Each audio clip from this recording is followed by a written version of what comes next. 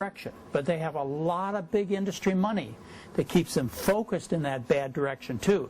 This didn't just happen by circumstance, by happenstance. This happened because there is an active flow of money that keeps them in the direction of drugs and not in the direction of good diet.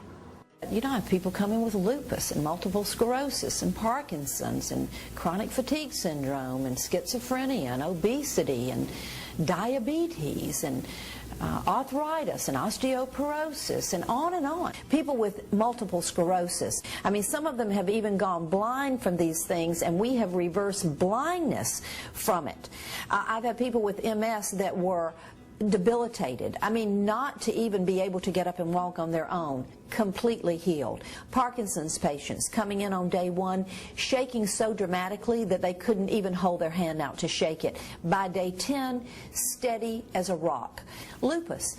People come in wheelchairs sometimes. I mean, literally cannot raise their arm enough to feed themselves. And within 10 days, they're up and out of that wheelchair and walking. You know, AIDS and HIV. I've got so many testimonies now. I had one gentleman come. His viral load for AIDS was over 103,000 when he started my program. In 3 months, his viral load had dropped to 3,030. In 9 months, they could not detect the virus in his body, and his T cells had gone all the way back up. So we hear all the time that AIDS is incurable. Well, if it's incurable, then how is it disappearing from the body?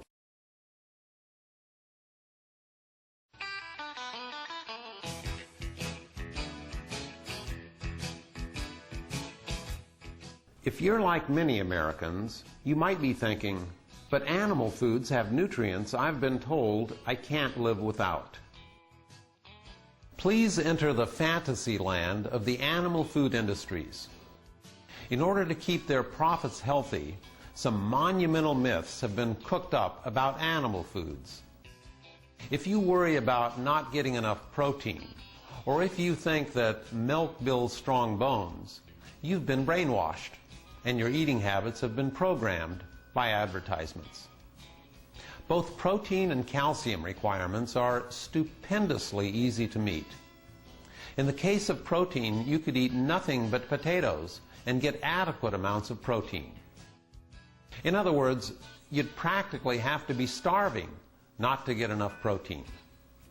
Protein deficiency is extremely rare, except in areas of the world where people actually are starving. It's really pathetic. We're the fattest nation on the planet, we eat like horses, and we worry about something that will only happen if we're starving.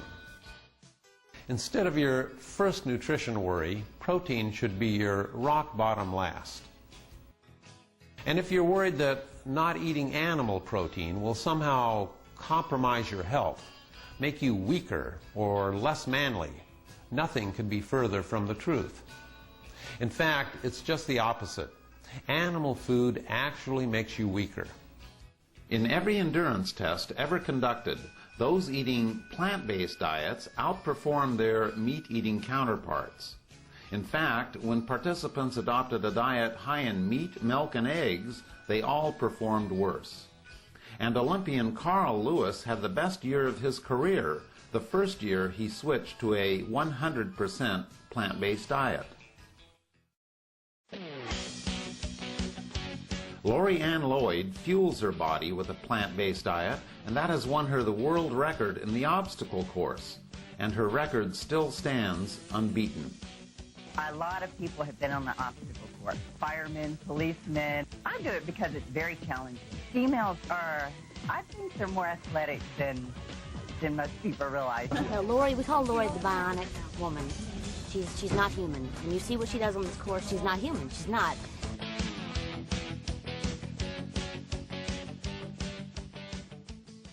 For centuries, men have held on to the false notion that eating meat, especially red meat, will make them stronger and more masculine. But in fact, not only does it diminish their physical performance, but men end up far less virile because their arteries get clogged.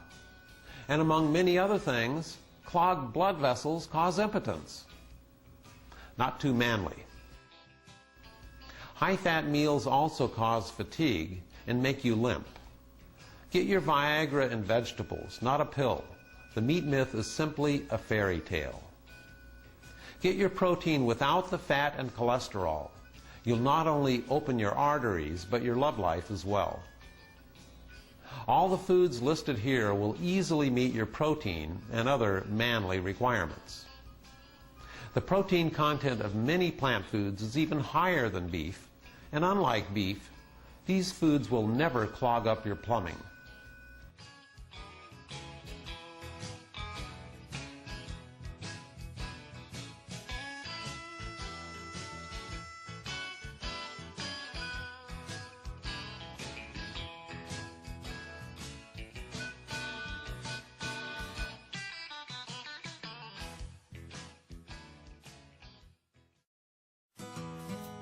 Calcium brainwashing is even worse than protein brainwashing, in that you'll consume adequate amounts of calcium on any natural diet.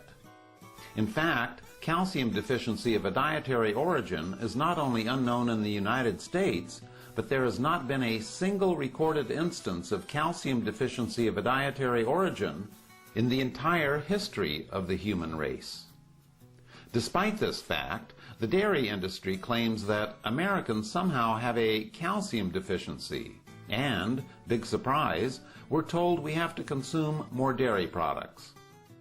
But why would Americans be so special and have this calcium deficiency when populations around the world do not? And those populations consume a fraction of the calcium Americans do, they have no osteoporosis problem, and they get their calcium from plant foods, not dairy products. The reason Americans are so special is because dairy lobbies have paid off politicians and set U.S. calcium requirements sky high in order to sell their products. In other words, the same people selling calcium are setting our calcium requirements. And dietitians, doctors, and the public have bought into this because the government promotes dairy products. In fact, the amount of calcium you consume has nothing to do with bone loss. We're among the world's biggest consumers of calcium, and the more we consume, the more calcium ends up in the toilet, and the greater our incidence of osteoporosis.